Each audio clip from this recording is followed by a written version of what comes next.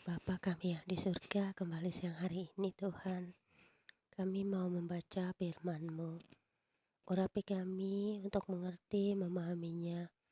Biarlah Roh Kudus-Mu menyucikan hati dan jiwa kami untuk firman-Mu dapat bekerja dalam hidup kami. Terima kasih Bapa di surga, kami sambut firman-Mu. Di dalam nama Yesus, haleluya. Amin. Pembacaan Alkitab siang hari ini terambil dari kitab Injil Lukas pasal 17 ayat 1 hingga dengan ayat yang ke-37. Dan Injil Lukas pasal 17 ayat 1 hingga dengan ayat yang ke-6 dengan perikop beberapa nasihat yang berbunyi demikian. Yesus berkata kepada murid-muridnya, tidak mungkin tidak akan ada penyesatan, tetapi celakalah orang yang mengadakannya. Adalah lebih baik baginya jika sebuah batu kilangan diikatkan pada lehernya, lalu ia dilemparkan ke dalam laut, daripada menyesatkan salah satu dari orang-orang yang lemah ini. Jagalah dirimu. Jikalau saudaramu berbuat dosa, tegurlah dia, dan jikalau ia menyesal, ampunilah dia. Bahkan jikalau ia berbuat dosa terhadap engkau 7 kali sehari, dan 7 kali ia kembali kepadamu dan berkata, Aku menyesal, engkau harus mengampuni dia. Lalu kata rasul-rasul itu kepada Tuhan, tambahkanlah iman kami. Jawab Tuhan, kalau sekiranya kamu mempunyai iman sebesar biji sesawi saja, kamu dapat berkata kepada pohon ara ini, terbantunglah engkau dan tertanamlah di dalam laut, dan ia akan taat kepadamu. Puji Tuhan, saudara, saya sering melakukan hal ini, yaitu menegur saudara-saudari saya yang salah jika mereka berbuat dosa atau ada yang menyimpang atau tidak jujur dan berbuat curang. Saya sering menegur, bahkan juga sering saya menasehati mereka setiap apa yang mereka buat, karena sudah semakin tua kan harusnya kita sadar. Tetapi semuanya bukannya minta maaf, minta ampun, saya semakin dimusuhi. Tetapi setiap hari saya mendoakan mereka, dan saya nggak tahu karena sampai hari ini setiap orang yang menyakiti saya sesakit-sakitnya, memfitnah saya, bahkan juga sering menantang saya dengan kata, biarlah kami yang tanggung dosa kami, bukan kamu. Dosa itu tanggung sendiri-sendiri, katanya. Sejak saat itu saya berkata, baiklah. Dan mereka bukannya minta maaf dan ampun kepada Tuhan ya, bukan kepada saya. Paling enggak kan meminta maaf, karena saya setiap menegur yang salah itu saya ingin dibungkam. Sama seperti orang-orang di dunia ini ya, yang jujur sering dibungkam. Tidak boleh berkata-kata, tidak boleh mengeluarkan pendapat, dan selalu ditindas, karena kita semua anak-anak Tuhan. Bersabar dan bersyukurlah kita karena kita mengenal kebenaran. Tetapi puji Tuhan, saudara, saya sejak saat itu hanya terus mendoakan, karena bukan saya yang menghukum atau menghakimi mereka.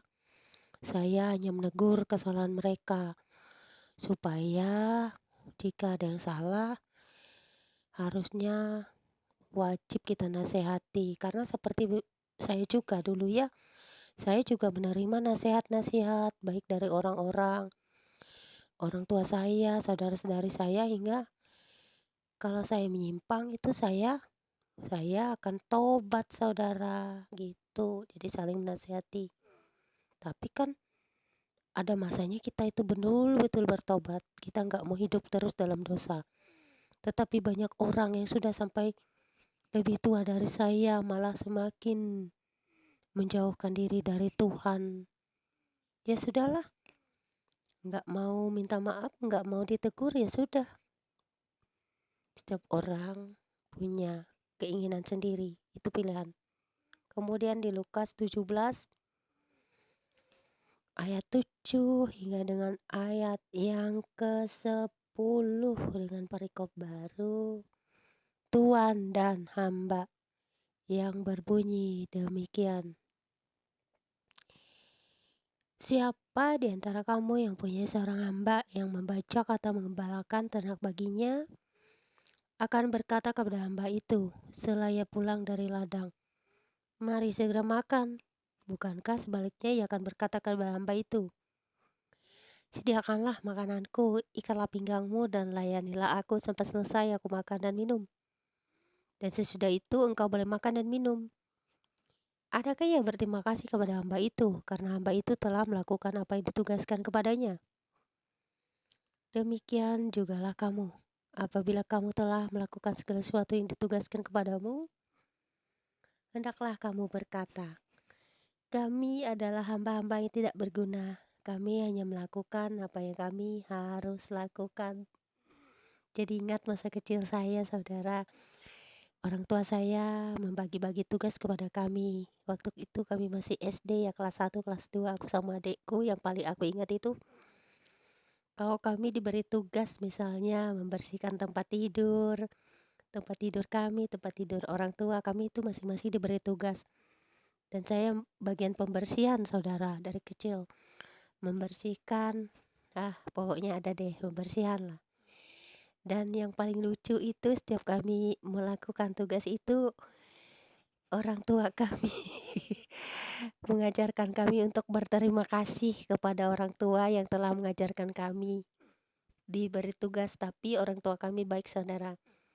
Ketika kami ulang tahun, kami diberi hadiah. Itulah indahnya punya orang tua yang mengasihi, mengajarkan anak-anaknya tanggung jawab dari kecil. Saya bersyukur punya orang tua yang sangat bijaksana bagi saya, karena dia mengajarkan kami banyak hal dari kecil hingga mempunyai tanggung jawab dan tugas masing-masing, dan kami melaksanakannya. Puji Tuhan. Kemudian Injil Lukas pasal 17 ayat 11 hingga dengan ayat yang ke-19 dengan perikop baru ke-10 orang kusta, yang berbunyi demikian. Dalam perjalanannya ke Yerusalem, Yesus menyusur perbatasan Samaria dan Galilea. Ketika ia memasuki suatu desa, datanglah 10 orang kusta menemui dia. Mereka tinggal berdiri agak jauh dan berteriak, "Yesus, Guru, kasihanilah kami." Lalu ia memandang mereka dan berkata, "Pergilah, perlihatkanlah dirimu kepada imam-imam." Dan sementara mereka di tengah jalan, mereka menjadi tahir. Seorang dari mereka ketika melihat bahwa ia telah sembuh, kembali sambil memuliakan Allah dengan suara nyaring. Lalu tersungkur di depan kaki Yesus dan mengucap syukur kepadanya. Orang itu adalah seorang Samaria. Lalu Yesus berkata, "Bukankah 10 orang tadi semuanya telah menjadi tahir? Di manakah yang 9 orang itu? Tidak adakah di antara mereka yang kembali untuk memuliakan Allah selain daripada orang asing ini?" Lalu ia berkata kepada orang itu, "Berdirilah dan pergilah, imanmu telah menyelamatkan engkau." Puji Tuhan, saudara. Ini adalah orang-orang yang telah disembuhkan oleh Tuhan Yesus dari sakit penyakitnya. Tetapi banyak sekali yang tidak mau datang dan mengucapkan syukur dan terima kasih serta muliakan siapa yang mau menyembuhkannya. Hanya satu yang datang dan bersyukur serta memuliakan Allah. Jangan seperti ini, saudara. Jangan seperti orang-orang yang lupa mengucap syukur kepada Tuhan atas kebaikan dan mujizat yang diberikannya. Oke, kita harus tetap memuji, menyembah Tuhan setiap hari. Karena itu penting, saudara. Hidup kita ini sebenarnya adalah untuk pujian penyembahan kepada Tuhan. Yang dunia itu sifatnya dunia, saudara. Yang penting adalah kepada pencipta kita dulu. Kemudian di Lukas pasal 17 ayat 20 hingga dengan ayat yang ke-37 dengan perikop baru. Kedatangan kerajaan Allah terdapat juga di Injil Matius 24 ayat 23 hingga 28 dan 36 sampai 41 yang berbunyi demikian. Atas pertanyaan orang-orang Farisi apabila kerajaan Allah akan datang, Yesus menjawab katanya, kerajaan Allah datang tanpa tanda-tanda lahiriah. Juga orang tidak dapat mengatakan, lihat ia ada di sini atau ia ada di sana. Sebab sesungguhnya kerajaan Allah ada di antara kamu. Dan ia berkata kepada murid-muridnya, akan datang waktunya kamu ingin melihat satu daripada hari-hari anak manusia itu. Dan kamu tidak akan melihatnya. Dan orang akan berkata kepadamu, lihat ia ada di sini. Lihat ia ada di sana. Lihat ia ada di sini. Jangan kamu pergi ke situ, jangan kamu ikut. Sebab sama seperti kilat memancar dari ujung langit yang satu ke ujung langit yang lain, demikian pula lah kelak halnya anak manusia pada hari kedatangannya. Tetapi ia harus menanggung banyak penderitaan dahulu dan ditolak oleh angkatan ini. Dan sama seperti terjadi pada zaman Nuh, demikian pula lah halnya kedatangan. Demikian pula lah halnya kelak pada hari-hari anak manusia. Mereka makan dan minum, mereka kawin dan dikawinkan.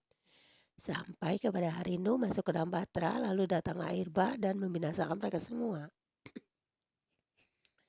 Demikian juga seperti yang terjadi di zaman Lot.